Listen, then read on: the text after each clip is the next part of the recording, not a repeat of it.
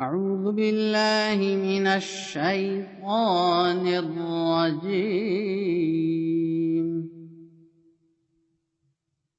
بسم الله الرحمن الرحيم.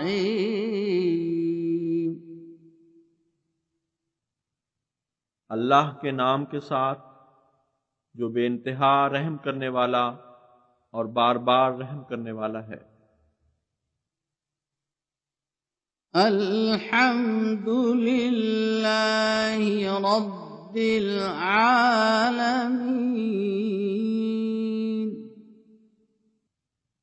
تمام تعریف اللہ ہی کے لیے ہے جو تمام جہانوں کا رب ہے۔ الرحمن الرحیم. بے انتہا رحم کرنے والا اور بار بار رحم کرنے والا ہے۔ مالک یوم الدین. جزا و سزا کے دن کا مالک ہے۔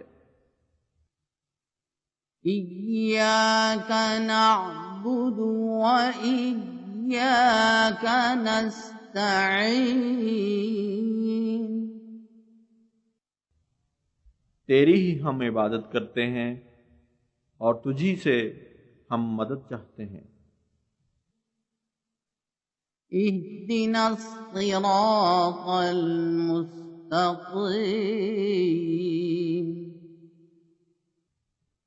ہمیں سیدھے راستے پر چلا۔ صراط الذین انعمت علیہم غیر المغضوب علیہم ولا الضالین.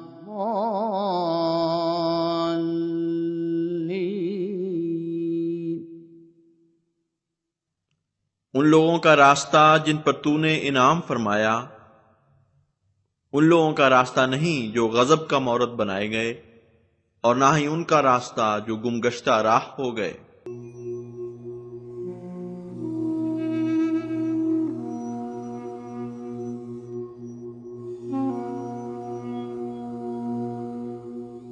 نحمدہ نصلی علی رسولہ الکریم، اما بعد فاعوذ باللہ من الشیطان الرجیم، بسم اللہ الرحمن الرحیم. الحمد للہ رب العالمین الرحمن الرحیم مالک یوم الدین. ایاک نعبد و ایاک نستعین. اہدنا الصراط المستقیم صراط الذین انعمت علیہم غیر المغضوب علیہم ولا الضالین. آمین. رب اشرح لی صدری ویسر لی امری واحلل عقدۃ من لسانی یفقہوا قولی. اللہم ربنا الہمنا رشدنا واعذنا من شرور انفسنا. اللہم ارنا الحق حقا وارزقنا اتباعہ وارنا الباطل باطلا وارزقنا اجتنابہ. آمین یا رب العالمین. معزز ناظرین، السلام علیکم ورحمۃ اللہ وبرکاتہ. جیسا کہ آپ کے علم ہے کہ ہم مطالعہ قرآن حکیم تعلیم و تربیت کا نظام تسنیم ٹی وی کے ذریعے آپ تک پہنچا رہے ہیں، اور آج ہم اللہ کا نام لے کر سورہ فاتحہ کا حرف بہ حرف مطالعہ پیش کر رہے ہیں. اس سے پہلے کہ آج کی اس نشست کا آغاز کیا جائے، میں چاہتا ہوں کہ جو دعا میں نے مانگی ہے اس دعا کو آپ سب حضرات پورے شعور سے، پوری توجہ سے اپنے دلوں میں مانگ لیں. دعا یہ مانگی گئی ہے کہ اللہم ربنا الہمنا رشدنا. اے اللہ، اے ہمارے رب، ہمیں ہر اس بات کا الہام کر دے جو تیرے نزدیک رشد اور ہدایت کا ذریعہ ہو. وَاعِذْنَا مِن شُرُورِ أَنفُسِنَا، اور اے اللہ ہمیں اپنے نفس کی شرارتوں سے محفوظ رکھ. اللہم ارنا الحق حقا وارزقنا اتباعہ، اے اللہ ہمیں حق کو حق ہی دکھا اور اس کی اتباع کرنے کی، اس کو ماننے کی، اس پر چلنے کی توفیق عطا فرما. کیونکہ حق کو سن لینا یا سمجھ لینا کافی نہیں ہے، الٹا نقصان دہ ہے اگر اس کی اتباع نہ کی جائے، اس پر چلا نہ جائے۔ وارن الباطل باطلا وارزقنا اجتنابا، اور اے اللہ ہمیں باطل کو باطل ہی دکھا اور اس سے اجتناب کرنے کی، اس سے بچنے کی توفیق عطا فرما۔ یہ سورہ فاتحہ ہے، جیسا کہ آپ کے علم میں ہے کہ یہ کل 7 آیتوں پر مشتمل ہے۔ اس کے بارے میں کچھ تمہیداً آپ کو باتیں بتا دی جائیں۔ نمبر 1 تو یہ قرآن حکیم کی سب سے پہلے نازل ہونے والی مکمل سورہ ہے۔ میرے الفاظ پر غور کیجئے، میں نے کہا ہے کہ قرآن حکیم کی سب سے پہلی مکمل نازل ہونے والی سورہ ہے۔ اس سے پہلے آپ کے علم میں ہے کہ سورہ علق کی ابتدائی 5 آیتیں نازل ہوئیں، اس کے بعد سورہ نون یا جسے ہم سورہ قلم بھی کہتے ہیں اس کی 5 آیتیں نازل ہوئیں، پھر اس کے بعد سورہ مدثر کی 7 آیتیں ہیں، پھر سورہ مزمل کی 7 آیتیں ہیں، پھر یہ 5ویں وحی کے روپ میں سورہ فاتحہ نازل ہوئی ہے، اور یہ مکمل صورت نازل ہوئی ہے، حالانکہ اس کی بھی 7 ہی آیتیں ہیں۔ اس اعتبار سے یہ قرآن حکیم کی سب سے پہلے نازل ہونے والی صورت ہے، پہلے مکمل نازل ہونے والی صورت ہے، یعنی کہ پوری کی پوری سورہ ایک ساتھ نازل ہوئی جو کہ 7 آیتوں پر مشتمل ہے۔ اس کی اور جو دوسری بحث ہم بات کر سکتے ہیں وہ ہے اس کے نام کو لے کر۔ آپ کے علم میں ہے کہ میں نے یہ بات تعارف قرآن کے ضمن میں رکھی تھی آپ کے سامنے کہ عربوں کا ایک شوق ہے، ایک ذوق ہے کہ وہ جس چیز سے محبت کرتے ہیں اس کے وہ کئی نام رکھتے ہیں، لہٰذا سورہ فاتحہ بھی ان کو بہت محبوب ہے، لہٰذا اس کے بھی کئی نام بتائے جاتے ہیں۔ سب سے زیادہ مشہور جو نام ہے وہ تو الفاتحہ ہی ہے، اور فتح یفتح کے معنی ہے کھولنے کے، جیسے ہم مفتاح چابی کو کہتے ہیں، تو ہم کہہ سکتے ہیں دی اوپننگ سورہ آف دی قرآن حکیم، قرآن حکیم کو کھولنے والی صورت، یعنی جب میں قرآن حکیم کھولتا ہوں تو کھولتی مجھے سامنے جس صورت سے میں مخاطب ہوتا ہوں، اور وہ صورت سورہ فاتحہ ہے۔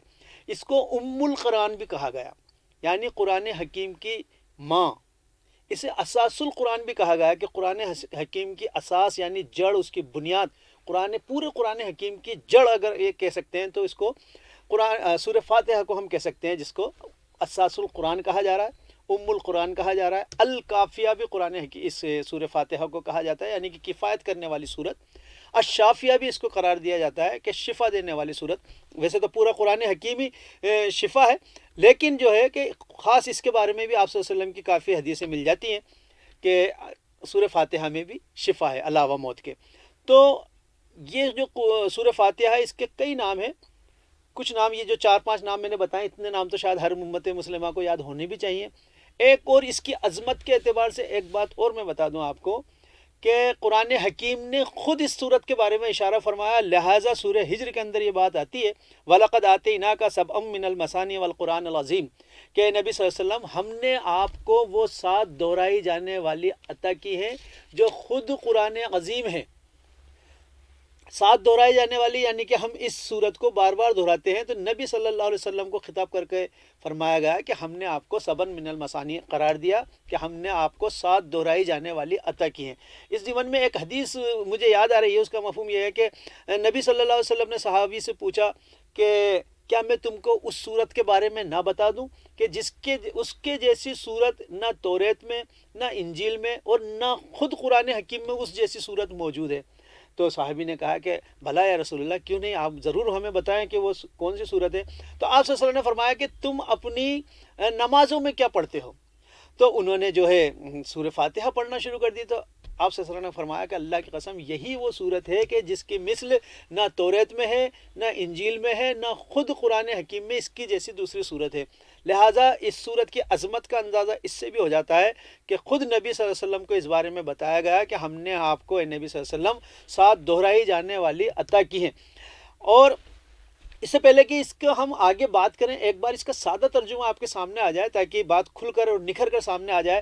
لہٰذا اللہ تعالیٰ اپنے پاک قرآن میں ارشاد فرماتا ہے الحمدللہ رب العالمین، کہ کل تعریف، کل شکر، کل ثنا اس اللہ کے لیے ہیں جو تمام عالموں کا پروردگار ہے، پرورش کنندہ ہے، پالنے والا ہے۔ الرحمن الرحیم، جو بڑا مہربان نہایت رحم کرنے والا ہے۔ مالکی یوم الدین، جو بدلے کے دن کا مالک ہے، روز جزا کا مالک ہے، سزا اور جزا کے فیصلے جس دن کیے جائیں گے اس دن کا مالک ہے۔ ایاک نعبد و ایاک نستعین، ہم تیری ہی عبادت کرتے ہیں اور کرتے رہیں گے، اور تجھی سے مدد چاہتے ہیں اور چاہتے رہیں گے۔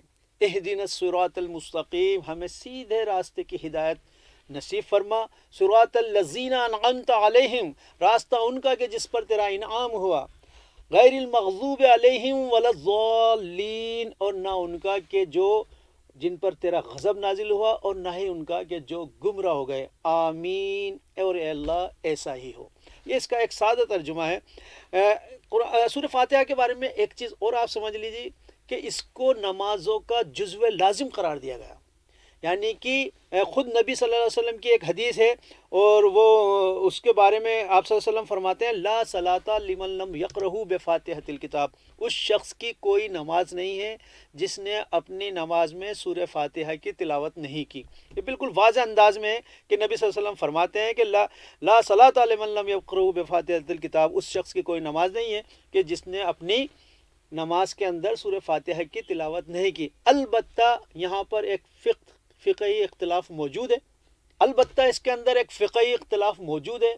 بعض حضرات کی رائے یہ ہے کہ جب امام سورہ فاتحہ تلاوت کرے یعنی کہ جہری نماز میں، تو پھر جو ہے مقتدی اس کی قرات کو سنیں گے اور خود نہیں پڑھیں گے۔ ایک رائے یہ بھی موجود ہے کہ امام خاص سری نماز پڑھا رہا ہو یا جہری نماز پڑھا رہا ہو، پیچھے جو مقتدی ہیں وہ ہر حال میں سورہ فاتحہ پڑھیں گے۔ ایک مسلک اور پایا جاتا ہے، بین ہے جو ان دونوں راہوں کے، وہ یہ کہتے ہیں کہ جب جہری نماز ہو رہی ہو تو اس وقت قرات امام کی سن لی جائے، خود خاموش رہیں، اور جب سری نماز پڑھی جا رہی ہو تو امام چونکہ دل میں پڑھے گا تو آپ بھی اس وقت دل میں پڑھ لیں۔ یہ تین آرائیں موجود ہیں، حالانکہ ہر شخص کے پاس اپنی دلیل موجود ہے۔ جن لوگوں کی یہ رائے ہیں، خاص طور پہ امام ابو حنیفہ رحمہ اللہ کا اس کے اندر موقف یہ ہے، وہ کہتے ہیں کہ سورہ فاتحہ امام کے پیچھے ہرگز نہیں پڑھی جائے گی، کیونکہ ان کا استدلال جو ہے وہ قرآن حکیم کی اس آیت سے ہے جس میں اللہ تعالیٰ ارشاد فرماتا ہے وَإِذَا قُرِئَ الْقُرْآنُ فَاسْتَمِعُوا لَهُ وَأَنصِتُوا لَعَلَّكُمْ تُرْحَمُونَ، کہ جب قرآن حکیم پڑھا جائے تو تم اسے بہت ہی توجہ سے سنو اور خاموش رہو تاکہ تم پر رحم کیا جائے۔ تو یہ اس کو وہ یہ کہتے ہیں کہ اس آیت کے اوپر عمل اسی طرح سے ہو سکتا ہے کہ جب امام صاحب جہری نماز میں سورہ فاتحہ پڑھ رہے ہوں تو پھر مقتدی اس آیت پر عمل کرتے ہوئے کہ جب قرآن پڑھا جا رہا ہے تو اس کو خاموشی سے توجہ کے ساتھ سنیں، خاموش رہیں، کوئی حرکت نہ کریں، ساکت سامت رہیں، اور تاکہ تم پہ رحم کیا جائے۔ خود کیونکہ ان کا یہ اس بارے میں بھی وہ یہ بات یہ کہتے ہیں کہ چونکہ ایک امام جو ہے وہی آپ کی طرف سے جو ہے اللہ کے دربار میں اپنی بات رکھ رہا ہے، تو وہ اس کی طرف سے جو بات کہی گئی، جیسے کہ کوئی وفد ہوتا ہے اور کوئی بادشاہ کے سامنے پیش ہوتا ہے تو آپ ان میں سے کسی ایک کو طے کر لیتے ہیں کہ بھئی یہ جو صاحب بات کریں گے وہی ہماری بات ہے، اس طرح سے یہ ان کی رائے ہے۔ حالانکہ جو امام شافعی ہیں ان کا موقف یہ ہے کہ چاہے نماز جہری ہو چاہے سری ہو، مقتدی کو ہر حال میں سورہ فاتحہ پڑھنی ہے، کیونکہ وہ اس سے استدلال کرتے ہیں کہ لا صلاۃ لمن لم یقرہ بفاتحۃ الکتاب، اس شخص کی کوئی نماز نہیں ہے جس نے سورہ فاتحہ کی تلاوت نہیں کی۔ اچھا، اب آپ یہ بات جان لیں کہ یہ ساری باتیں جماعت کے دوران کی ہو رہی ہیں۔ اکیلا آدمی ہوگا تو وہ تو ہر حال میں سورہ فاتحہ پڑھ ہی لے گا، جماعت میں امام کے پیچھے جب آپ کھڑے ہیں تب کی یہ باتیں موجود ہیں۔ اور اس میں جو درمیانی بات ہے وہ یہی ہے کہ جب امام جہری نماز پڑھ رہا ہو، سورہ فاتحہ پڑھ رہا ہو، تو لوگ جو ہے مقتدی وہ اس آیت پر عمل کرتے ہوئے خاموشی سے سن لیں، اور جب وہ سری نماز پڑھ رہا ہو تو پھر جو ہے وہ اس پر عمل ہو جائے حدیث پہ بھی، اور اندر اس کو خاموشی سے مقتدی بھی پڑھ لیں۔ اس اعتبار سے یہ موجود ہے، لیکن یہ بات بالکل طے ہے کہ یہ ہماری نمازوں کا جزو لازم ہے، اور بلکہ ایک دوسری روایت کے اندر تو یہ کہا گیا ہے کہ سورہ فاتحہ ہی نماز ہے۔ اس کو بات کو میں ابھی آگے بیان کروں گا کہ وہ کون سی حدیث میں وہ بات آ رہی ہے۔ ایک چیز اور سمجھ لیجئے کہ اس سورہ فاتحہ میں چونکہ ہمیں تو کٹ ٹو کٹ بات کرنی ہے، ہم غور کر رہے ہیں قرآن حکیم کے ترجمے پر، اور مختصر تشریح ہم کر رہے ہیں تاکہ ہم اس کی کچھ تعلیمات ہم پر واضح ہو جائیں، کھل جائیں، تو ہم اس پر عمل پیرا ہو سکیں۔ کہنے والا بھی محتاج ہے، لہٰذا ایک چیز آپ یہ سمجھیں کہ اس سورہ فاتحہ کے اندر اللہ تبارک تعالیٰ نے بندے سے جو باتیں کہلائی ہیں وہ آپ غور کریں، الحمدللہ رب العالمین الرحمن الرحیم مالک یوم الدین، یعنی ایک بندہ ہے وہ اللہ تبارک تعالیٰ کو تمام عالموں کا پروردگار مانتا ہے، اللہ تبارک تعالیٰ کو رحمان اور رحیم مانتا ہے، اللہ تبارک تعالیٰ کو باعث بادل موت کا جو ہے کہ مالک مانتا ہے، مالک حقیقی مانتا ہے۔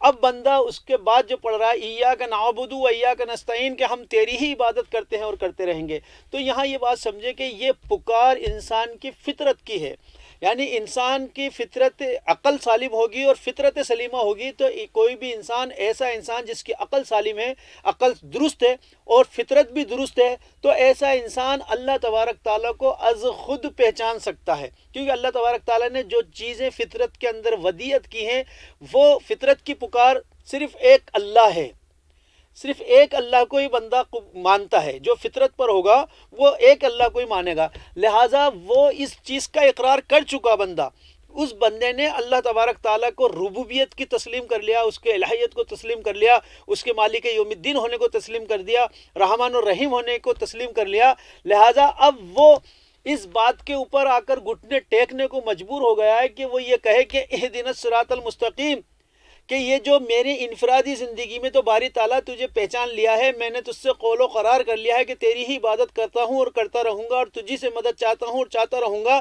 اب وہ کس بات کی ہدایت مانگ رہا ہے؟ یہ آپ ذرا غور کریں کہ ایک بندہ جب اللہ تعالیٰ کو پہچان رہا ہے، اس سے وعدہ بھی کر رہا ہے، عبادت کی اس نے وعدہ کر لیا ہے، مدد کا اس نے وعدہ کر لیا ہے، تو اب کیا چیز ہے جس کے لیے ہدایت مانگی جا رہی ہے؟ اہدنا الصراط المستقیم۔ گویا کہ یہ انسان جو معاشرے میں زندگی گزارتا ہے، اس کی ایک اجتماعی زندگی ہے، اس اجتماعی زندگی کے کچھ مسائل ہیں، اور وہ مسائل اتنے ٹیڑھے ہیں کہ اگر اس پہ اس کو ہدایت نہیں ملے گی تو کئی فیصلے ایسے ہو جائیں گے جو اللہ تعالیٰ کو ناراض کرنے والے ہو سکتے ہیں یا اللہ تعالیٰ سے ہمیں دور پھینکنے والے ہو جائیں گے۔ لہٰذا سب سے بڑا مسئلہ جو پیچیدہ مسئلہ ہے وہ ہے عورت اور مرد کے اختیارات اور حقوق کا۔ اس سماج میں ہم رہتے ہیں، اس معاشرے میں ہم رہتے ہیں، اس معاشرے کا سب سے بڑا پیچیدہ مسئلہ اس بات کو بنتا جا رہا ہے کہ عورت کو کتنی آزادی دینی چاہیے، یا مرد عورت پر کتنا قوام ہے، یا مرد کی کتنی بات مانی جائے گی، عورت کی کتنی بات مانی جائے گی۔ ظاہر سی بات ہے اگر کوئی عورت ہے اور وہ سربراہ حکومت ہے اور وہ بالکل ہر چیز کرنے کا کلی اختیار رکھتی ہے، تو چونکہ وہ عورت ہے لہٰذا وہ مرد کے جذبات نہیں سمجھ سکتی، مرد کے احساسات نہیں سمجھ سکتی، مرد کے وہ معاملات نہیں سمجھ سکتی، لہٰذا وہ کوئی بھی قانون بنائے گی تو ہو سکتا ہے کہ وہ مرد کے لیے تھوڑا سا نقصان دایک ہو جائے یا عورت کے لیے کچھ زیادہ فائدہ مند ہو جائے، کیونکہ وہ عورت ہے، اللہ تعالیٰ نے اس کی فطرت رکھی ہے تو وہ اپنی ہی فطرت کے بارے میں جان سکتی ہے۔ اسی طرح کوئی مرد سربراہ ہوگا، اگر وہ کوئی قانون بنائے گا تو عین ممکن ہے کہ چونکہ وہ مرد ہے اس لیے وہ عورت کے احساسات، اس کے جذبات سے واقف نہیں ہے، تو ہو سکتا ہے کہ وہ کچھ ایسے فیصلے کر دے جو عورت کو نقصان پہنچانے والے یا خود کو زیادہ فائدہ پہنچانے والے ہو جائیں۔ لیکن ایک ہستی ہے اور وہ ہستی خالق مالک اللہ رب العزت کی ہے، جس نے عورت کو بھی بنایا ہے، جس نے مرد کو بھی بنایا ہے، جو عورت کے احساسات اور اس کے جذبات سے بھی واقف ہے اور وہ مرد کے احساسات اور اس کے جذبات سے بھی واقف ہے، لہٰذا اس نے ہدایت دی ہے کہ کس طرح کن معاملوں میں پیش آیا جائے گا۔ اسی طرح سرمایہ دار اور سرمایہ کا معاملہ ہے، یعنی کہ ایک نوکر اور اس کے مالک کا معاملہ ہے۔ نوکر یہ چاہے گا کہ میں جو ہے مالک کی پوری سیلری لے لوں اور کام بھی نہ کروں، اور اس کو کس طرح، اور مالک بھی چاہے گا کہ میں اس کا پورا خون جو ہے نوچ لوں اور اس کا پورا، تو یہ بھی ایک چیز ہے کہ کس کے کیا اختیارات ہونے چاہیے، کس کے کتنے حقوق ہونا چاہیے، مالک اپنے سرمایہ کا کتنا یوز کر سکتا ہے، کتنا اس کو دے گا، کتنا نفع اس کو نوکر کو ملنا چاہیے، یا نوکر اس کو کتنا اپنا 100% دے رہا ہے کہ نہیں دے رہا، اس کے بھی اختیارات خود جو ہے اللہ رب العزت طے کرتا ہے۔ وہ بتاتا ہے کہ کیا قانون ہونا چاہیے، کس طرح عورت کو، مرد کو جو مزدور ہے اس کو اس کی پسینہ سوکھنے سے پہلے مزدوری دی جائے گی، یا اور دیگر معاملے۔ اسی طرح آپ یہ دیکھیں کہ ریاست اور فرد کا معاملہ ہے۔ ایک فرد ہے وہ ریاست سے بالکل آزاد رہنا چاہتا ہے، وہ کہتا ہے کہ میں ہوں، میری مرضی چلے گی، میں نہیں جانتا کہ سربراہ حکومت مجھ سے کیا چاہتا ہے، اور وہ مجھے کیوں یہاں جانے سے روک رہا ہے، وہ کیوں مجھے یہ پہننے سے روک رہا ہے، یا وہ کیوں مجھے برہنہ ہونے سے روک رہا ہے، یا کیوں مجھے میری آزادی میں کیوں دخل ڈال رہا ہے۔ تو تو ہر فرد، ہر ریاست کا ایک فرد یہ اپنے آپ میں محسوس کرتا ہے کہ میں بالکل آزاد زندگی گزاروں اور مجھے پہ کوئی قدغن نہ ہو، کوئی جو ہے میرے پہ شکنجہ لگانے والا نہ ہو۔ لیکن حکومت جو ہوتی ہے، حکومت کا بھی اختیار ہوتا ہے کہ وہ اپنی عوام کو کنٹرول کر کے رکھے، کہاں جانا ہے، کب تک رہنا ہے، کب تک بازار بند ہو جائے گا، یہ سارے چھوٹی چھوٹی باتیں اور اس سے لے کر بڑی بڑی باتیں اس کے اندر موجود ہیں۔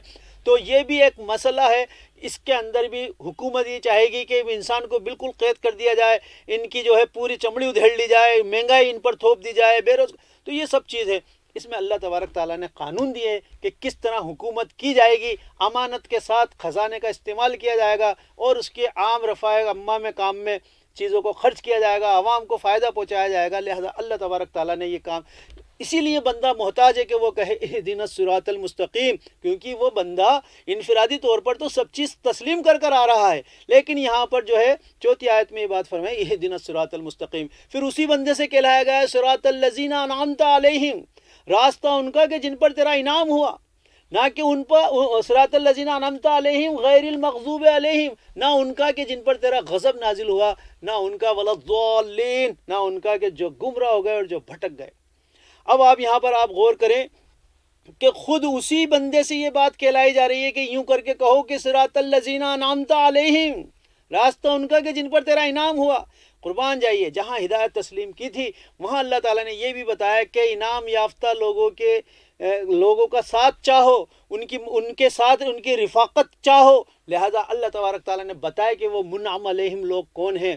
وہ منعم علیہم لوگ ہیں من النبیین والصدیقین والشہداء والصالحین وحسن اولئک رفیقا، کہ یعنی کہ یہ چار طبقات ایسے ہیں، جو نبی ہیں، انبیاء ہیں، ان پر اللہ تعالیٰ نے انعام کیے ہیں، جو صدیقین ہیں، سچ بولنے والے ہیں، شہداء ہیں، سچ کی تصدیق کرنے والے ہیں، سچ کا اعلان کرنے والے شہداء ہیں، ہر سچی بات کے گواہ بننے والے ہیں، وہ اپنے جسم سے، جان سے، یہاں تک کہ اپنی جان بھی پیش کرنے والے ہیں، والصالحین، اور نیکوکار ہیں، ابرار ہیں، اور جسے ہم کہتے ہیں متقی لوگ ہیں۔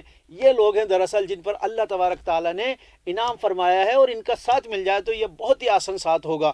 لہذا اللہ تعالیٰ یہاں فرماتے ہیں انعمت علیہم غیر المغضوب علیہم، اور نہ ان کا راستہ کہ جن پر تیرا غضب نازل ہوا۔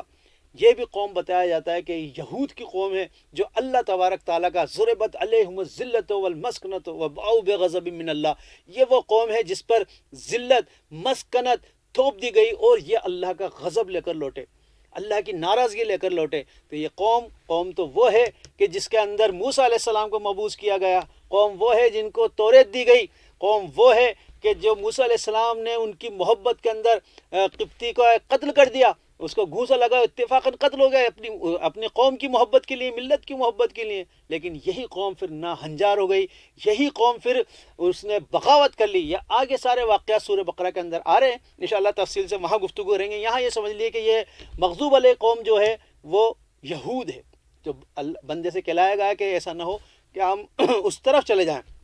ولضالین، اور نہ ان کا جو گمراہ ہو گئے۔ اب یہ گمراہ کون ہے؟ گمراہ دراصل گمراہ ہم اسے کہتے ہیں کہ جو چلا تو سیدھے راستے پہ، لیکن چلتے چلتے ایک ہلکا سا ادھر مڑا یا ہلکا سا اس کا قدم سائڈ میں ہوا، اب یہ جو سائڈ چلتے چلتے ذرا سے ایسا ہوا تو وہ دور جانے کے بعد بہت الگ نکل جائے گا، تو یہ گمراہی کے اندر چلا گیا۔ تو حالانکہ وہ سیدھا، یہ مثال دی گئی عیسائیوں سے کہ عیسائی جو ہیں یہ چلے تو سیدھے راستے پہ تھے، ہر کام صحیح تھا، لیکن پھر انہوں نے دین میں غلو کیا اور حضرت عیسیٰ علیہ السلام کو خدا کا بیٹا قرار دیا، بیٹا بھی نہیں بلکہ صلبی بیٹا قرار دیا، اور ساتھ ہی ان کی والدہ حضرت مریم سلام علیہا کو بھی اپنا خدا تسلیم کر لیا۔ لہٰذا یہ بتایا گیا کہ نہ ان کے راستے سے بھی ہمیں محفوظ رکھا جائے کہ جو گمراہ ہو گئے۔ یہ ہے سورہ فاتحہ کا سادہ ترجمہ۔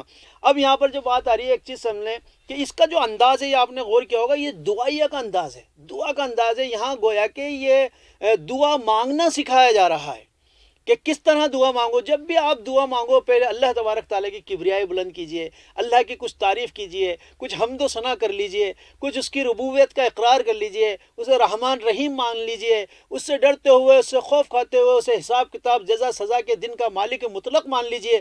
پھر اس کے بعد گھٹنے ٹیک کے اس کے سامنے کھڑے ہو جائیے اور کہہ دیجئے اہدنا الصراط المستقیم، کہ مجھے سیدھے راستے کی ہدایت نصیب فرما۔ اچھا، اگر ہم اس میں غور کریں تو سورہ فاتحہ یہ جو ہے یہ پورے 3 حصوں پہ مشتمل ہے۔ آیتیں 7 ہیں، حصے 3 ہیں۔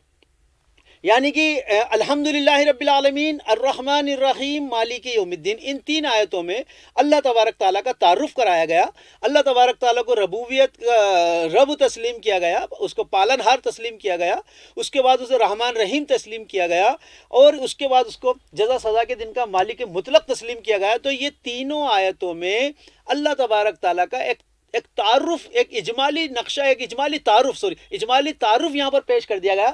لہذا یہ ایک جملہ ہے، عربی کے اعتبار سے ہم دیکھتے ہیں آیتیں تین ہیں، جملہ ایک ہی ہے، الحمدللہ رب العالمین الرحمن الرحیم مالک یوم الدین، کہ کل تعریف، کل شکر، کل ثنا اس اللہ کے لیے ہیں جو تمام عالموں کا پروردگار ہے، پرورش کنندہ ہے، بدلے کے دن کا مالک ہے، رحمان ہے، رحیم ہے، اور بدلے کے دن کا مالک ہے، روز جزا کا مالک ہے۔ تو یہ آیتیں تین لیکن جملہ ایک ہی ہوا۔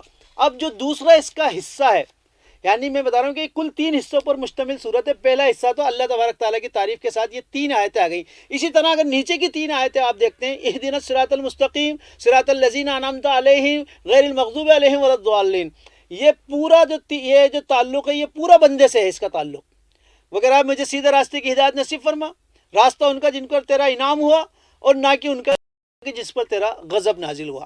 بیچ کے اندر جو ایک تیسرا حصہ ہے، وہ جو بیچ کی درمیانی آیت ہے، چوتھی آیت، ایاک نعبد و ایاک نستعین، گویا کہ یہ تو قول و قرار ہے بندے کا اور اللہ تبارک تعالیٰ کا قول و قرار ہے، یہ ہینڈ شیک ہو رہا ہے۔ یہاں پر بندہ کہہ رہا ہے کہ میں تیری ہی عبادت کرتا ہوں اور کرتا رہوں گا، اور تجھی سے مدد چاہتا ہوں اور چاہتا رہوں گا۔ اب ذرا سا اس کو ہم لفظ کھول کر میں بات کرنا چاہتا ہوں۔ دیکھیے، الحمدللہ رب العالمین الرحمن الرحیم مالک یوم الدین، کہ کل شکر، کل ثنا اس اللہ کے لیے ہیں جو تمام جہانوں کا پروردگار ہے، مالک ہے، بہت رحم فرمانے والا، نہایت مہربان ہے، اور جزا اور سزا کے دن کا مالک ہے۔ یہاں قرآن حکیم کھولتے ہی جو پہلا لفظ میرے سامنے آ رہا ہے وہ ہے الحمدللہ۔ یہاں پر لوگ اس کی عام معنوں میں اس کا ترجمہ جو بیان کرتے ہیں وہ ہے کہ کل تعریف اللہ کے لیے ہے۔ حمد کے معنی تعریف نہیں ہوتے ہیں۔ دیکھیے، عربی کا یہ خاصہ ہے کہ عربی زبان میں پریائے واچی لفظ نہیں لائے جاتے۔ ایک مفہوم کو ادا کرنے کے لیے قرآن حکیم دو لفظ استعمال نہیں کرتا ہے۔ جہاں دو لفظ استعمال کرتا ہے وہاں اس لفظ میں کچھ نہ کچھ فرق ضرور ہوتا ہے۔ لہٰذا یہاں پر کیونکہ تعریف جو ہے وہ تو خود عربی کا لفظ ہے، امر بالمعروف اور نہی عن المنکر، یہاں ہم بولتے ہیں تعریف جو لفظ ہے یہ اس کا مطلب پہچاننا، جیسے ہم کہتے ہیں کہ آپ کی تعریف کیا ہے، پہچان کے لیے، تو تعریف تو لفظ آلریڈی پہلے موجود ہے قرآن حکیم میں، عربی لفظ ہے۔ اس کا صحیح ترجمہ اگر ہم کہیں، ویسے تو دیکھیے ایک چیز سمجھ لیجئے کہ عربی زبان کو ایز اے ٹیز اس کے ترجمے کے ساتھ کسی اور زبان میں منتقل کیا جائے، یہ پاسبل نہیں۔ ہمیں اسی لیے جملے استعمال کرنے پڑتے ہیں، ایک حرف کا ایک حرف میں ترجمہ ہم نہیں کر سکتے ہیں، ہمیں اس لیے جملے بنانے پڑتے ہیں، پورا ایک لائن بنانی پڑے گی۔ لہٰذا یہاں بات ہو رہی ہے الحمدللہ رب العالمین۔ اب یہ اس کے اندر کل شکر، کل ثنا اس اللہ کے لیے ہیں جو تمام عالموں کا پروردگار ہے، الرحمن الرحیم، جو بڑا مہربان نہایت رحم کرنے والا ہے۔ اب الحمد، یہ کلمہ حمد جو ہے، الحمدللہ رب العالمین، کل تعریف، کل شکر، کل ثنا اس اللہ کے لیے ہیں جو تمام عالموں کا پالنے والا ہے، پرورش کنندہ ہے اور رب ہے۔ تو حمد کے اندر یہ دونوں باتیں شامل ہیں۔ تعریف آپ اسی کی کرتے ہیں۔ دیکھیے، تعریف جب آپ ترجمہ کرتے ہیں تو اس کا مطلب یہ ہے کہ آپ کو اس کی ذات سے کوئی فائدہ ہو یا نہیں ہو، آپ تعریف کر دیتے ہیں، لیکن شکر آپ اس ذات کا کرتے ہیں جس سے آپ کو کچھ نفع پہنچا ہے۔ لہٰذا دو دلیلیں میں قرآن سے پیش کرتا ہوں اور دو دلیلیں اللہ کے رسول صلی اللہ علیہ وسلم کی حدیث سے پیش کرتا ہوں اس الحمد کے ترجمے کے متعلق۔ لہٰذا یہاں پر جب اہل جنت جب جنت میں داخل ہو جائیں گے تو وہاں پر ان کا جو ترانہ ہے وہ ہے الحمدللہ الذی ہدانا لہذا وما کنا لنہتدی لولا ان ہدانا اللہ، یعنی کہ کل تعریف، کل شکر اس اللہ ہی کے لیے ہے جس نے مجھے ہدایت بخشی اور اس مقام تک پہنچا دیا۔ میں ہرگز ہدایت یافتہ نہیں ہو سکتا تھا اگر اللہ ہی مجھ پر رحم نہیں کرتا۔ الحمدللہ الذی ہدانا لہذا وما کنا لنہتدی لولا ان ہدانا اللہ، یعنی کہ اب یہاں پر بندہ جب جنت میں پہنچ گیا تو اس کے بعد اس کے منہ سے کل تعریف، کل شکر، کل ثنا، یہ اللہ تبارک تعالیٰ کی کبریائی بیان کی جا رہی ہے۔ اسی طرح جب حضرت ابراہیم علیہ السلام کے اولاد نہیں ہو رہی تھی اور جب ان کی دعا تھی رب حب لی من الصالحین کہ مجھے نیک صالح اولاد عطا فرما، اور جب اللہ تعالیٰ نے ان کو اولاد عطا فرما دی تو وہاں پر بھی جو دعا پیش کی گئی وہ یہی بتائی گئی۔ انہوں نے یہ کہا کہ کل تعریف، کل شکر اس اللہ کے لیے جس نے مجھے اسماعیل اور اسحاق جیسے اولاد عطا فرمائی، اور بے شک میرا رب دعا کا بہت سننے والا ہے، وہاں پر بھی یہ بات آئی ہے۔ اسی طرح اسی لیے ہمیں بیت الخلاء سے باہر آنے کی جو اللہ کے رسول صلی اللہ علیہ وسلم نے دعا سکھائی ہے، غفرانک الحمدللہ الذی اذھب عنی الحزن وعافانی، کہ رب ہمارے تو نے ہمیں اس کل شکر کل ثنا اس اللہ کے لیے ہے جس نے مجھے اس اذیت تک دینے والی چیز سے کو مجھ سے دور کر دیا۔ تو گویا کہ یہ بھی، اور جیسے ہم نیند سے بیدار ہوتے ہیں اس وقت بھی جو ہم دعا مانگتے ہیں، اور اسی طرح کھانا کھانے کے بعد جو ہم دعا مانگتے ہیں الحمدللہ الذی اطعمنا وسقانا وجعلنا من المسلمین، کہ کل تعریف، کل شکر، کل ثنا اس اللہ کے لیے ہے جس نے مجھے کھلایا پلایا اور مسلمانوں میں پیدا کیا یا مسلمان بنایا۔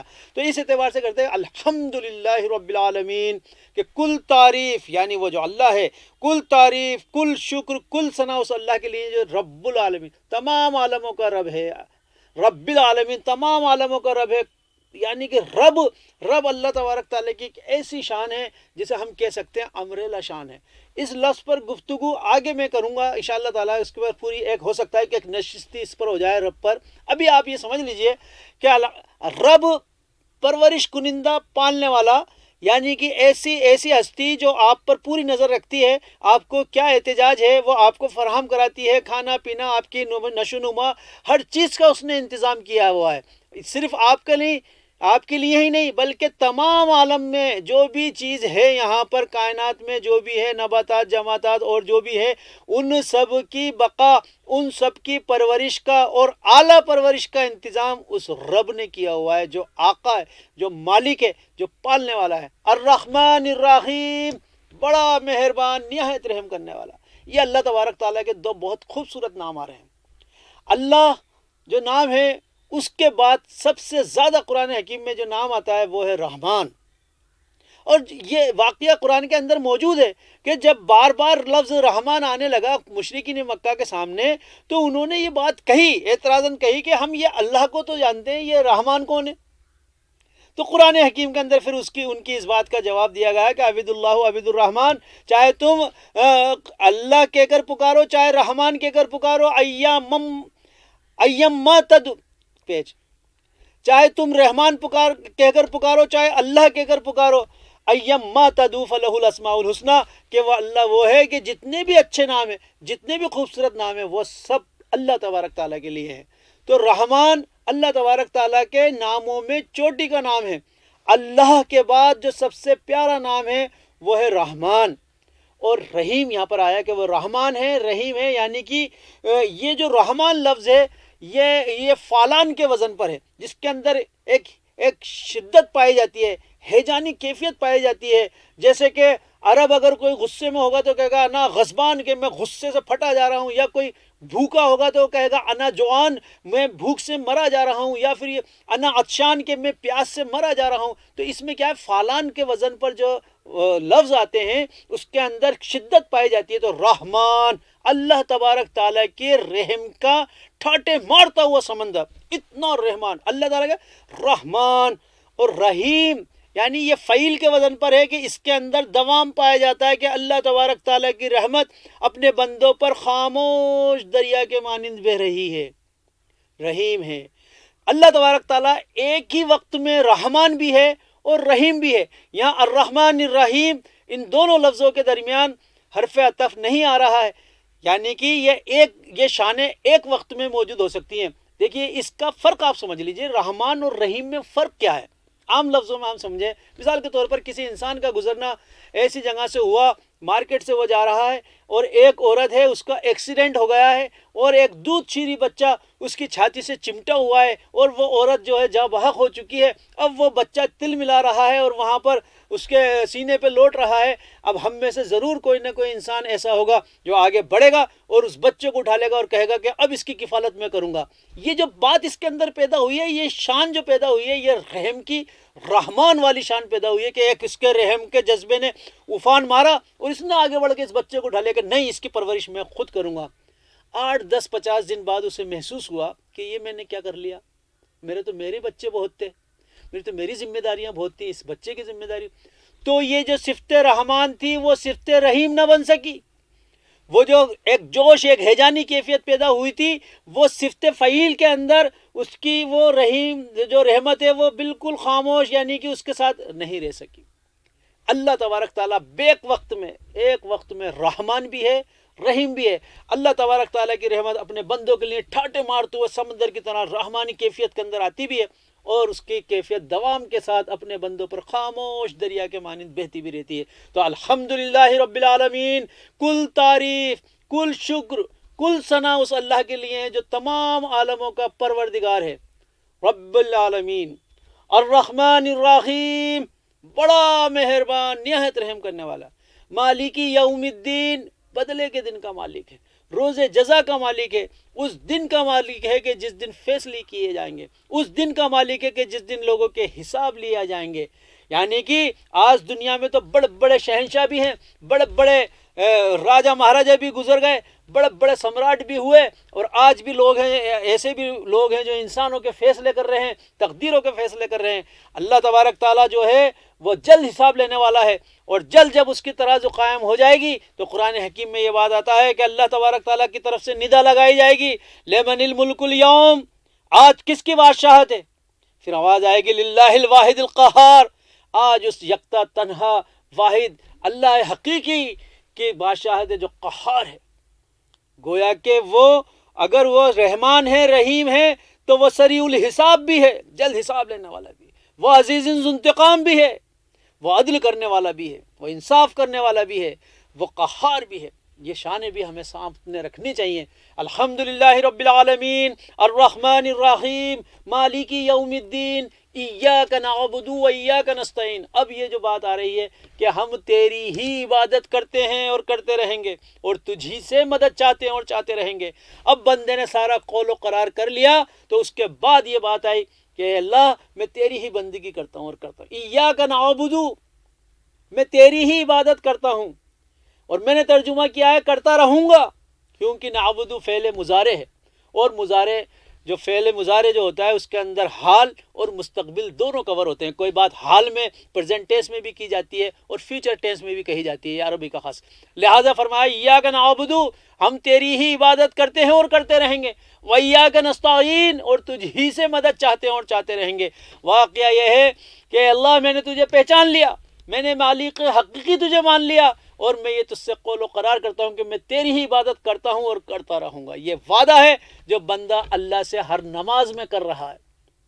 یہ وہ وعدہ ہے جو بندہ ہر نماز میں اللہ سے کر رہا ہے، چاہے بے شعوری میں کر رہا ہو.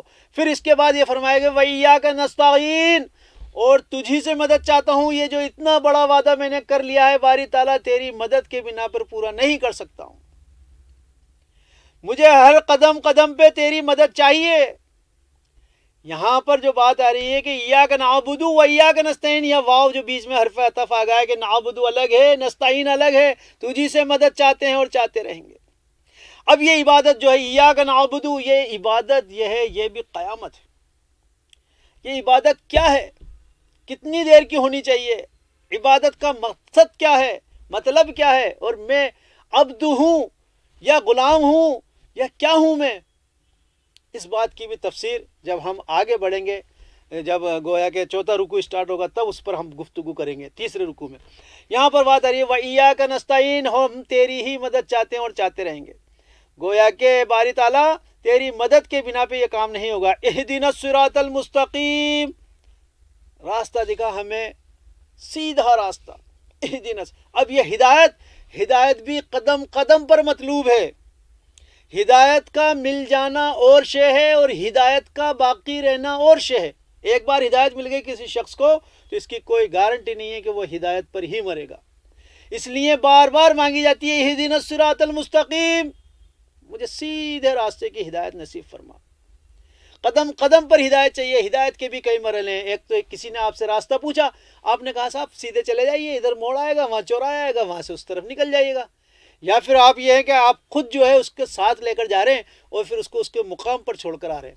تو یہ ہدایت کا معاملہ تو ایسا ہے کہ جیسے وہ آیت میں نے بھی پڑھی تھی، الحمدللہ الذی ہدانا لہذا وما کنا لنہتدی لولا ان ہدانا اللہ۔ اے اللہ، ہم کل شکر، کل تعریف، کل ثنا اس اللہ کے لیے ہیں جس نے مجھے ہدایت بخشی اور مجھے یہاں تک پہنچا دیا۔ میں ہرگز ہدایت یافتہ نہیں ہو سکتا تھا اگر وہی میرے لیے یہ فیصلے نہیں کرتا۔ تو ہدایت تو قدم قدم پر مطلوب ہے۔ اہدنا الصراط المستقیم کیوں ہے یہ نمازوں کا جزو؟ اب ہماری بات یہ سمجھ میں آ رہی ہے کیوں نمازوں میں ہمارا دل نہیں لگتا، کیوں اللہ اکبر کہتے ہیں ہم مسجد سے باہر ہو جاتے ہیں اور امام صاحب کی پھر دوبارہ آواز آتی ہے اللہ اکبر تو ہم اندر آ جاتے ہیں؟ کیونکہ ہمیں یہ نہیں پتہ چل رہا کہ میں پڑھ کیا رہا ہوں، مجھے یہ نہیں پتہ چل رہا ہے کہ میں اپنی زبان سے وہ کون سے حرف ادا کر رہا ہوں اور اس کا کیا تقاضا ہے۔ للہ اس صورت کو گھونٹ کے پی جائیے، اور جب آپ نمازوں میں پڑھیں تو اس کا ترجمہ آپ کے ذہنوں میں گونج رہا ہو، یہ میری آواز آپ کے ذہنوں میں گونج رہی ہو، الحمدللہ رب العالمین، کل تعریف، کل شکر، کل ثنا اس اللہ کے لیے ہے جو تمام عالموں کا رب ہے، پالنے والا ہے، پرورش کنندہ ہے، الرحمن الرحیم، بڑا مہربان، نہایت رحم کرنے والا، مالکی یوم الدین، بدلے کے دن کا مالک، روز جزا کا مالک، حساب کتاب کے دن کا مالک، ایاک نعبد و ایاک نستعین، ہم تیری ہی عبادت کرتے ہیں اور کرتے رہیں گے اور تجھ ہی سے مدد چاہتے اور چاہتے رہیں گے۔ اہدنا الصراط المستقیم، مجھے سیدھے راستے کی ہدایت نصیب فرما۔ صراط الذین انعمت علیہم، راستہ ان کا کہ جن پر تیرا انعام ہوا، غیر المغضوب علیہم ولا الضالین، نہ ان کا کہ جن پر تیرا غضب نازل ہوا اور نہ ان کا کہ جو بھٹک گئے، جو گمراہ ہو گئے۔ تو گویا کہ یہاں پر یہ ہدایت اور گمراہی دونوں ایک دوسرے کے ضد ہیں، ہم اوپر بات کر آئے تو یہاں پر یہ بات سمجھ لیجئے کہ یہ جو دونوں گروہوں کو ہمارے سامنے پیشگی تنبیہ کے طور پر پیش کیا گیا ہے، سامنے لایا گیا ہے، ان چیز سے ہمیں بچنا ہے کہ ہم نہ تو اللہ کے غضب والوں میں شامل ہوں اور نہ ہی جو ہے گمراہوں میں شامل ہو جائے۔ آمین۔ اے اللہ ایسا ہی ہو۔ ہر پریئر کے بعد، نماز کے بعد آمین بھی کہا جاتا ہے کہ اے اللہ ایسا ہی ہو، جو میں نے قول و قرار کر آ رہا ہوں ایسا کا ایسا ہی ہو۔ اب ایک لاسٹ میں اس حدیث کے ضمن میں بات کر لیجئے جس کا میں نے تذکرہ فرمایا تھا کہ نماز ہی سورہ فاتحہ ہے۔ یہ حدیث جو ہے یہ حضرت ابو ہریرہ رضی اللہ تعالیٰ عنہ سے مروی ہے اور حدیث قدسی ہے۔ حدیث قدسی اسے کہتے ہیں کہ جو بخاری شریف میں بھی ہو اور مسلم شریف میں بھی ہو۔ ایسی روایت اپنی صحیح ہونے کی بنیاد پر بہت اعلیٰ مقام رکھتی ہے، حدیث قدسی۔ اب آخر میں آپ کو اس حدیث کے بارے میں بھی بتا دوں جس کا میں نے تذکرہ شروع میں کیا تھا کہ یہ سورہ فاتحہ الصلاۃ ہے، نماز ہی سورہ فاتحہ ہے۔ مسلم شریف کی روایت ہے، ابو ہریرہ رضی اللہ تعالیٰ عنہ سے مروی ہے اور حدیث قدسی ہے۔ ایک تو ہوتی ہے حدیث، یعنی اللہ کے رسول صلی اللہ علیہ وسلم نے فرمایا، حدیث قدسی وہ ہوتی ہے جس کو اللہ تبارک تعالیٰ کہے کہ نبی صلی اللہ علیہ وسلم یہ میں فرما رہا ہوں، آپ اپنے بندوں سے فرما دیجئے، یہ میں فرما رہا ہوں، آپ امتیوں سے فرما دیجئے۔ میں بندے کے کہتا، معافی، اللہ مجھے معاف کرے۔ یہ حدیث جو ہے بہت اہمیت کی حامل ہے۔ یہاں پر پتہ چلتا ہے کہ یہ نماز ہے، لہذا فرمایا گیا قسمت الصلاۃ بینی و بین عبدی نصفین ولعبدی مسعال فإذا قال العبد الحمد للہ رب العالمین قال اللہ تعالی حمدنی عبدی وإذ قال الرحمن الرحیم قال اللہ تعالی اثنى علی عبدی وإذ قال مالک یوم الدین قال مجدنی عبدی فإذا قال إياك نعبد وإياك نستعين قال هذا بيني وبين عبدي ولعبدي مسعال فإذا قال اهدنا الصراط المستقيم صراط الذين أنعمت عليهم غیر المغضوب علیہم ولا الضالین قال هذا لعبدی ولعبدی مسعال۔ فرمایا قسمت الصلاۃ بینا، یہاں اللہ تعالیٰ فرمایا قسمت، حدیث قدسی اللہ تبارک تعالیٰ رسول اللہ صلی اللہ علیہ وسلم فرما رہے ہیں اور ہم تک یہ بات پہنچی قسمت الصلاۃ بینی و بین عبدی نصفین، کہ میں نے نماز کو آدھا آدھا تقسیم کر دیا ہے اپنے اور اپنے بندے کے درمیان۔ اللہ تبارک تعالیٰ کہتے ہیں کہ میں نے نماز کو اپنے اور اپنے بندے کے درمیان آدھا آدھا تقسیم کر دیا. قسمت الصلاۃ بینی و بین عبدی نصفین، میں نے دونوں کو آدھا آدھا تقسیم کر دیا ہے. ولی عبدی مثال، اب یہاں اللہ تعالیٰ کیا کہہ رہے ہیں کہ میں نے نماز کو اپنے اور اپنے بندے کے درمیان آدھا آدھا تقسیم کر دیا ہے. اب آگے پتہ چلے گا کہ نماز کیا ہے. فرمایا فیضا قال العبد، جب بندہ کہتا ہے الحمدللہ رب العالمین. اب دیکھیے یہاں پر سورہ فاتحہ آ رہی ہے. اللہ تعالیٰ فرماتے ہیں کہ میں نے نماز کو آدھا آدھا تقسیم کر دیا ہے میرے اور بندے کے درمیان. اب تشریح جس چیز کے آ رہی ہے وہ سورہ فاتحہ ہے. الحمدللہ رب العالمین، جب بندہ کہتا ہے کہ کل تعریف کل شکر اس اللہ کے لیے جو تمام عالموں کا پروردگار ہے. اب یہ حدیث جو آ رہی ہے جو کہ مسلم شریف کی روایت ہے، ابو ہریرہ رضی اللہ تعالیٰ عنہ سے مروی ہے، اور یہ حدیث قدسی ہے. حدیث قدسی کیا ہوتی ہے؟ ایک تو ہوتی ہے حدیث جسے خود رسول اللہ صلی اللہ علیہ وسلم فرماتے ہیں، ایک ہوتی ہے حدیث قدسی یعنی کہ اللہ تبارک تعالیٰ فرما رہا ہے اے نبی صلی اللہ علیہ وسلم یہ بات آپ لوگوں تک پہنچا دیجئے. اب بات جو بیان ہو رہی ہے وہ یہ ہے کہ قسمت الصلاۃ بینی و بین عبدی نصفین، کہ میں نے نماز کو اپنے اور اپنے بندے کے درمیان آدھا آدھا تقسیم کر دیا ہے. اللہ تبارک تعالیٰ فرما رہے ہیں قسمت الصلاۃ بینی و بین عبدی نصفین، کہ میں نے نماز کو اپنے اور اپنے بندے کے درمیان آدھا آدھا تقسیم کر دیا ہے. اب دیکھیں نماز کا لفظ آ رہا ہے کہ میں نے نماز کو آدھا آدھا تقسیم کر دیا ہے. اب تشریح جو آ رہی ہے وہ فرما رہے ہیں اللہ تعالیٰ فَإِذَا قَالَ الْعَبْدُ الْحَمْدُ لِلَّهِ رَبِّ الْعَالَمِينَ، جب بندہ کہتا ہے کہ کل تعریف کل شکر اس اللہ کے لیے جو تمام عالموں کا پروردگار ہے. قال اللہ تعالیٰ، اللہ تبارک تعالیٰ فرماتا ہے حمدنی عبدی، کہ اس بندے نے میری حمد بیان کی. وَإِذَا قَالَ الرَّحْمَنِ الرَّحِيمِ، جب بندہ کہتا ہے الرحمن الرحیم، قال اللہ تعالیٰ اثنا علی عبدی، کہ میرے بندے نے میری اثنا کی، میری تعریف کی، میرا شکر کیا، میری ثنا بیان کی. وَإِذَا قَالَ مالک یوم الدین، جب بندہ کہتا ہے مالک یوم الدین، قال مجدنی عبدی، اللہ تبارک تعالیٰ کہتا ہے کہ بندے نے میری بزرگی بیان کی. یعنی کہ اللہ تعالیٰ نے اوپر یہ بات کہی تھی کہ میں نے نماز کو اپنے اور اپنے بندے کے درمیان آدھا آدھا تقسیم کر دیا ہے. اور تشریح جو آ رہی ہے وہ سورہ فاتحہ کی آ رہی ہے. تو پتہ یہ چلا کہ اصل نماز سورہ فاتحہ ہی ہے. اور اللہ تبارک تعالیٰ کہتا ہے کہ اس نے سورہ فاتحہ میں جو کچھ بھی مجھ سے مانگا میں نے اس کو دیا. اور اللہ تعالیٰ کا جواب بھی آتا ہے کہ میں نے نماز کو آدھا آدھا تقسیم کر دیا ہے. جب بندہ کہتا ہے الحمدللہ رب العالمین تو اس نے میری حمد و ثنا بیان کی. جب بندہ کہتا ہے الرحمن الرحیم، بندے نے میری ثنا بیان کی، میری اسنا بیان کی، اسنا علی عبدی. اور جب بندہ کہتا ہے مالک یوم الدین، اللہ تعالیٰ کہتا ہے قال مجدنی عبدی، میں اس بندے نے میری بزرگی بیان کی.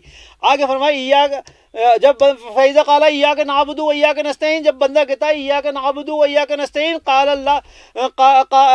قال هَذَا بَيْنِي وَبَيْنَ عَبْدِي وَلِعَبْدِي مَثَالٌ، یہ میرا اور میرے بندے کے درمیان ایک قول و قرار ہے، اور میں نے دیا جو کچھ بھی اس بندے نے مجھ سے مانگا. فَإِذَا قَالَ اهْدِنَا الصِّرَاطَ الْمُسْتَقِيمَ صِرَاطَ الَّذِينَ أَنْعَمْتَ عَلَيْهِمْ غَيْرِ الْمَغْضُوبِ عَلَيْهِمْ وَلَا الضَّالِّينَ. تو اللہ تبارک تعالیٰ فرماتے ہیں قال هَذَا لِعَبْدِي وَلِعَبْدِي مَثَالٌ، یہ پورا میرے بندے کے لیے اور میں نے دیا جو بندے نے مجھ سے مانگا. اب یہاں غور کیجئے کہ اللہ تبارک تعالیٰ نے فرمایا کہ میں نے نماز کو اپنے اور اپنے بندے کے درمیان آدھا آدھا تقسیم کر دیا ہے. تو پھر سورہ فاتحہ کی تشریح آئی. گویا کہ یہ پتہ چلا کہ سورہ فاتحہ اللہ اور بندے کے درمیان آدھی تقسیم ہوئی ہے. دیکھیے 7 آیتیں ہیں، ابتدا کی 3 آیتیں. اب اس کو آپ یہ سمجھ لیجیے ایک ترازو ہے. ترازو میں 3 ڈوریاں ہوتی ہیں، ادھر 3 ادھر ہوتی ہیں، بیچ میں اس کی ڈنڈی ہوتی ہے اور بیچ میں اس کا مٹھ ہوتا ہے پکڑنے کا. تو اب یہ 7 آیتوں کو میں ڈیفائن کروں گا. الحمدللہ رب العالمین، گویا کہ یہ بندے اللہ کی طرف جا رہی ہے، اللہ کا حصہ ہے نا، آدھی آدھی تقسیم کر دیے. الرحمن الرحیم، مالک یوم الدین، یہ 3 آیتیں آ گئی. ایاک نعبد، ہم تیری ہی عبادت کرتے ہیں اور کرتے رہیں گے، اور واو بیچ میں آ گیا. وَإِيَّاكَ نَسْتَعِينُ، اور تجھی سے مدد چاہتے ہیں اور چاہتے رہیں گے. دیکھیے کتنا خوبصورت انداز میں پوری آدھی آدھی سورہ فاتحہ ہے. 7 آیتوں میں 3 آیتیں، 3.5 آیتیں اللہ تعالیٰ کے لیے، 3.5 آیتیں بندے کے لیے. یہ 3 آیتیں خالص الحمدللہ رب العالمین، الرحمن الرحیم، مالک یوم الدین. اور پھر آدھی آیت ایاک نعبد، ہم تجھ سے ہی تیری ہی عبادت کرتے ہیں اور کرتے رہیں گے. واو بیچ میں آ گیا. وایاک نستعین، اور تجھ سے ہی مدد چاہتے ہیں اور چاہتے رہیں گے میرے لیے. اہدنا الصراط المستقیم صراط الذین انعمت علیہم غیر المغضوب علیہم. اور راستہ ان کا کہ جس پر تیرا انعام ہوا، اور نہ کہ ہمیں سیدھے راستے کی ہدایت نصیب فرما، اہدنا الصراط المستقیم صراط الذین انعمت علیہم غیر المغضوب علیہم آمین۔ اوے اللہ ایسا ہی ہو۔